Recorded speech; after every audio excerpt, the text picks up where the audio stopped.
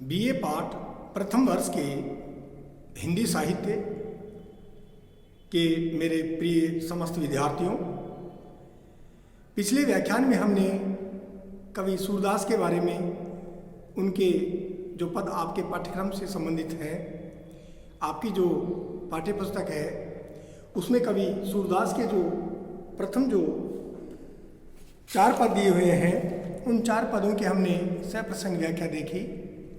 आज के इस व्याख्यान में हम आगे के जो पद हैं उन पदों की विस्तृत व्याख्या करने जा रहे हैं। वो पद है 5वां पद, हमारे हरी हारी की लकड़ी। 6ठा पद, यही उड़ माखन चोर अड़े। और 7वां पद, मधुकर श्याम हमारे चोर। सबसे पहले हम 5वां जो पद है, हमारे हरी हारिल की लकड़ी, मनक्रम वचन नंद नंदन उर यह दृढ़ करी पकड़ी। जागत सोवत स्वप्न दिवस दिन निसी, कान कान जकरी। सुनत जोग लागत है ऐसो जो करवी ककरी। सूतो व्याधि हमको ले आए, देख सुनी न करी। यह तो सूर तिन्ही ले सौंपो, जिनके मन चकरी। ये प्रस्तुत जो पद है वह सूरदास के द्वारा रचित पद है और इसको सूर सागर से लिया गया है। इस पद में गोपियां यहाँ उद्धव के सामने अपने और श्री कृष्ण के एकनिष्ठ प्रेम के बारे में बड़ी ही तन्मयता के साथ, बड़ी ही प्रगाढ़ता के साथ वो वर्णन कर रही है कि उद्धव जी के समक्ष वो अपने प्रेम को, यानी कृष्ण को या कृष्ण के प्रति अपनी एकनिष्ठ भावना को यहाँ व्यक्त कर रही है। और गोपियों की जो इस पद के अंतर्गत उनकी जो चतुराई है, वाक चातुर्यता है, वो वास्तव में उनकी जो तर्क वितर्क करने की जो बुद्धि की जो क्षमता है, वो वास्तव में बहुत ही विस्तृत है। और गोपियाँ तर्क वितर्क करने में माहिर हैं, बात बनाने में माहिर हैं, और उद्धव को वे निरुत्तर करने में माहिर हैं। क्योंकि उन सब गोपियों को जब वे ब्रज में श्री कृष्ण के साथ रही हैं, जो बातों के रसिक शिरोमणि माने गए हैं, उनके साथ रहकर वे भी उन्हीं श्री कृष्ण के जैसी हो गई है। जैसा कहा गया है कि भाई संगत का असर जरूर होता है। हम अगर अच्छी संगत में रहेंगे तो अच्छा ही हम ग्रहण करेंगे। यदि हमारी संगत बुरी होगी तो हम उस बुरी संगत का बुरा ही परिणाम यहाँ प्राप्त करेंगे। सबसे पहले प्रिय विद्यार्थियों, हम इस दिए गए पद के जो कठिन शब्द हैं, उन कठिन शब्दों का यहाँ अर्थ एक बार जान लें। हारिल होता है एक प्रकार का पक्षी जो बहुत ही ऊंचे आकाश में स्वतंत्र होकर बिना किसी अड़चन के, रुकावट के अपनी ऊंची उड़ान उड़ता है। और उड़ते समय वह अपने दोनों पैरों में एक लकड़ी को दबाकर जरूर रखता है। और क्रम यानी कार्य, मन वच क्रम यानी मन से, वचनों से और कर्मों से। मनसा वाचा कर्मणा अर्थात पूर्ण रूप से, मनसा वाचा कर्मणा अर्थात पूर्ण रूप से। और सौतुक का मतलब होता है प्रत्यक्ष में। जक का तात्पर्य है जक लगना, रट लगना। करवी यानी कड़वी, करी यानी भोगी। चक्री के समान अर्थात जो घूमने वाली जो चक्री होती है वो चक्री के समान। और वो चक्री क्या होती है? चंचल रूप में होती है। अगर वो चक्री एक बार घूमना शुरू कर देती है तो फिर वो चक्री वैसे वैसे घूमती रहती है। तो उन्होंने किसके लिए कहा है? मन के लिए, कि हमारा मन चक्री के समान नहीं है। अर्थात हमारा मन तो स्थिर हो चुका है। किसमें? श्री कृष्ण में। अर्थात जिनका मन चक्री के समान है, जिनका मन एक चीज़ या एक वस्तु पर केंद्रित नहीं रहता, अलग अलग वस्तुओं पर यहाँ केंद्रित होता है। आप अपना ये निर्गुण और योग का निरस जो उद्देश्य आप अपने साथ लेकर आए हैं, इसे वापस लेकर चले जाइए। कहाँ चले जाइए? मथुरा में चले जाइए। और जिनका मन चक्री के समान है, उन्हीं ऐसे लोगों को अपना ये उपदेश जाकर दीजिए। तो प्रिय विद्यार्थियों, इस पद की जो हम एक सह प्रसंग जो व्याख्या कर सकते हैं वो ठीक इस प्रकार से होगी। प्रसंग ये होगा इसका कि ये पद कवि सूरदास का है और इसको सूर सागर से लिया गया है। इसमें उद्धव को अपने बुद्धि चातुर्यता से गोपियां अपना मंतव्य व्यक्त कर रही है और मंतव्य के अंतर्गत उनके द्वारा ये स्पष्ट किया जा रहा है कि वे सब कुछ यहाँ किसे मानती हैं, केवल श्री कृष्ण को मानती हैं और श्री कृष्ण के प्रति अपनी एकनिष्ठ भावना को वे व्यक्त करते हुए ऐसी बात कहते हैं। व्याख्या जब हम इसके करेंगे तो व्याख्या करते समय हम इसकी व्याख्या को इस तरह से लेंगे कि हे उद्धव जी, गोपियां कह रही है उद्धव जी को कि हे उद्धव जी, हमारे हरि हारिल की लकड़ी, यानी हमारे जो हरि हैं अर्थात जो हमारे जो प्रियतम श्री कृष्ण हैं वे हमारे लिए बिल्कुल ऐसे ही हैं कि जिस तरह से हारिल नामक पक्षी आसमान में ऊंची उड़ान भरते हुए अपने दोनों पैरों के अंतर्गत यहाँ लकड़ी को दबाए हुए रहता है और वह ऊंची उड़ान भर करके अपने गंतव्य तक जाने में क्या होता है, सक्षम होता है। तो किसी तरह से कि दृढ़ता के साथ में वो हारिल नामक पक्षी उस लकड़ी को अपने पंजों में दबाए रहता है, मुंह में दबाए रहता है, लेकिन वह उसे नीचे नहीं गिरने देता। तो उसमें दृढ़ता है, एक प्रकार का जिसे हम कहेंगे मन की एक प्रकार की एकाग्रता है। और उसी दृढ़ता के साथ, उसी मन की एकाग्रता के साथ हम सभी गोपियों ने हमारे उन श्री कृष्ण को क्या कर रखा है, दृढ़ता के साथ में पकड़ करके रखा हुआ है। जिस तरह से हारिल नामक पक्षी दृढ़ता के साथ अपने मुंह में, अपने पंजों में उस लकड़ी को दबाए हुए पकड़ करके रखता है।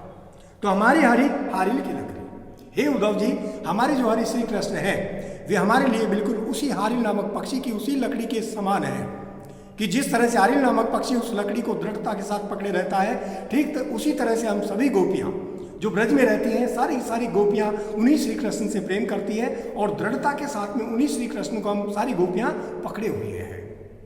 आगे चलते हैं इसमें, मन क्रम वचन नंद नंदन उर यह दृढ़ करी पकड़ी।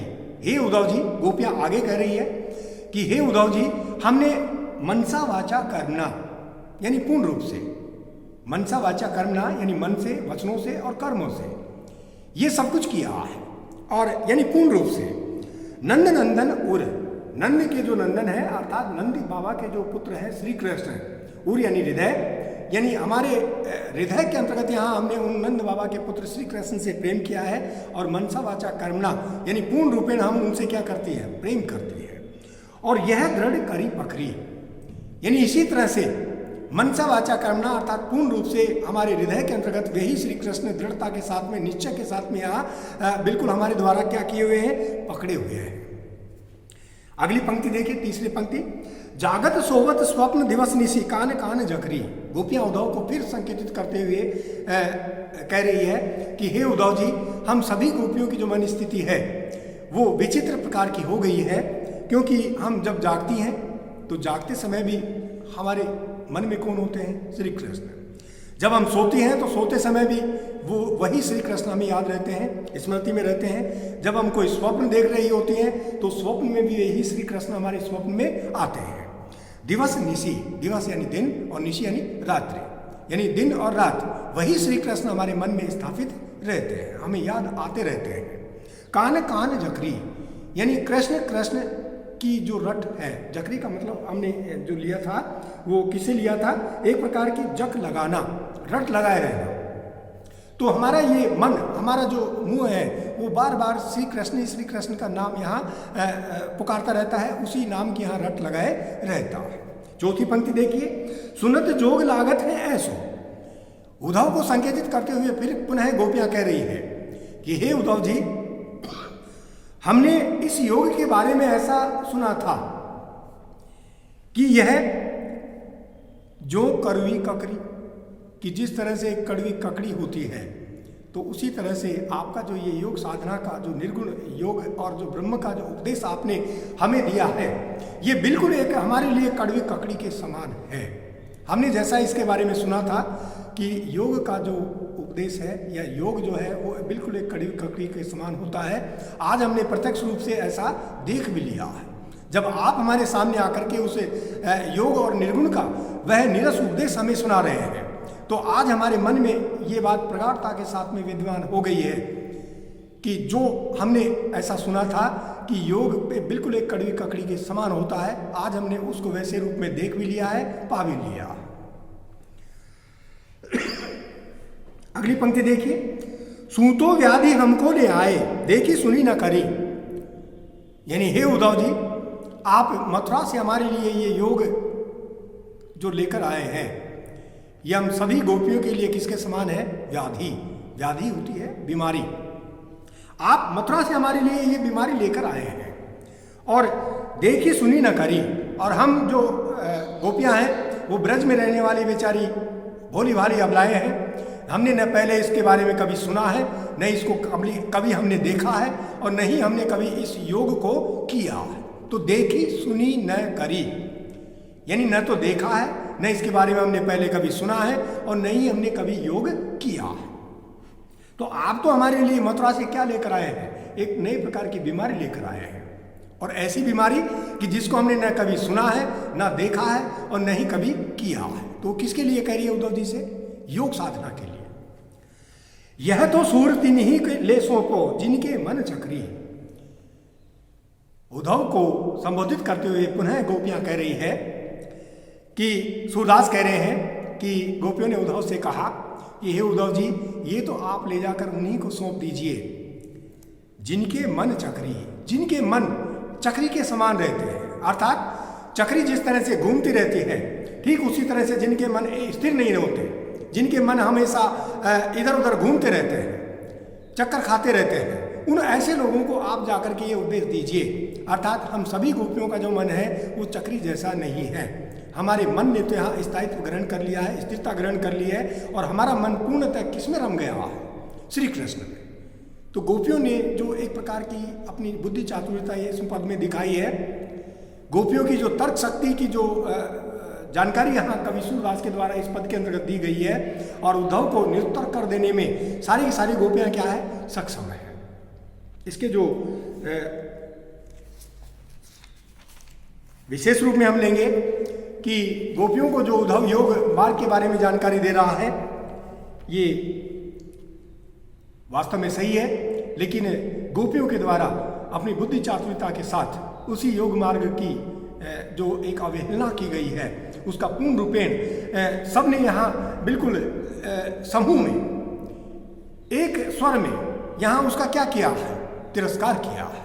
तो उसकी यहाँ अभिव्यक्ति इस पद के अंतर्गत देखने को मिलती है। दूसरा है कि इसमें सूरदास ने सूक्ष्म प्रकृति का निरीक्षण भी किया है। तीसरा, इसमें उपमा अलंकार का प्रयोग कवि के द्वारा किया गया है। रूपक अलंकार का प्रयोग हम इसमें मान सकते हैं, और रूपकातिशोक्ति के साथ साथ वाचक धर्म लोप तो उपमा अलंकार का सार्थक प्रयोग यहाँ कवि सूरदास ने अपने इस पद के अंतर्गत यहाँ लिया है।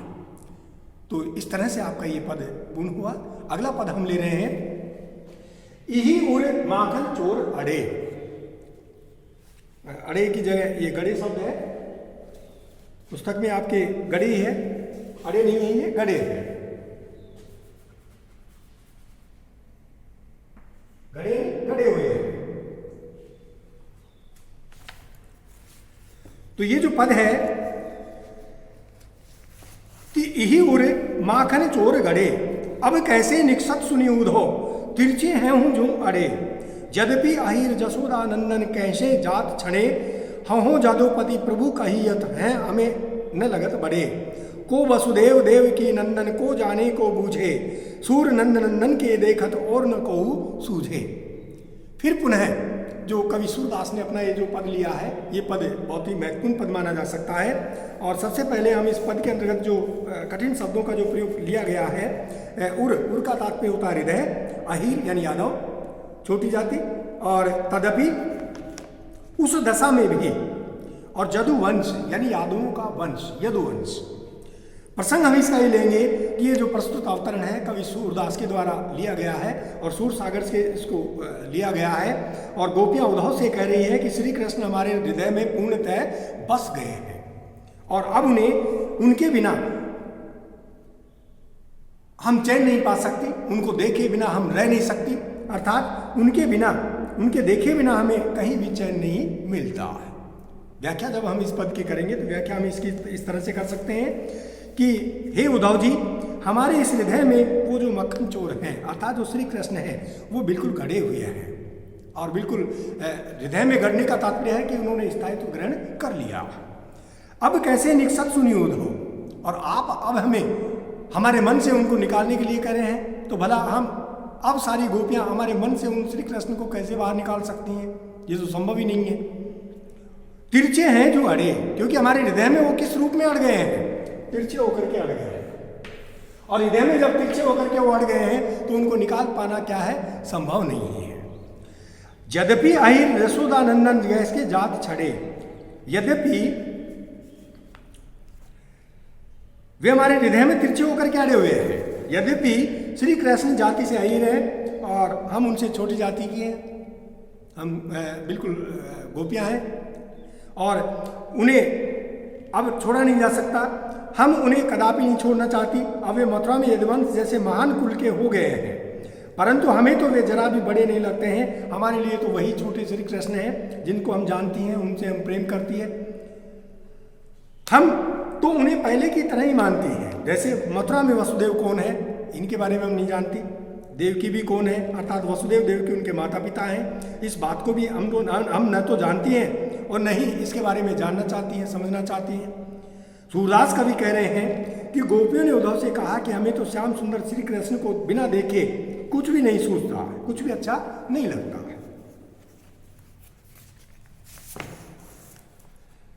को वसुदेव देवकी नंदन, यानी कौन तो वासुदेव है, कौन देवकी नंदन है, को जाने को बूझे, यानी हम इनके बारे में नहीं जानती और नहीं हम इसके बारे में जानना समझना चाहती हैं। और सूर नंदन के देखत और न को सूझे, गोपियों ने उद्धव से कहा कि इस तरह से श्री कृष्ण के देखे बिना हम ना तो रह सकती हैं और नहीं उनके बिना हम उनके बिना हम किसी अन्य और को देखना चाहती हैं।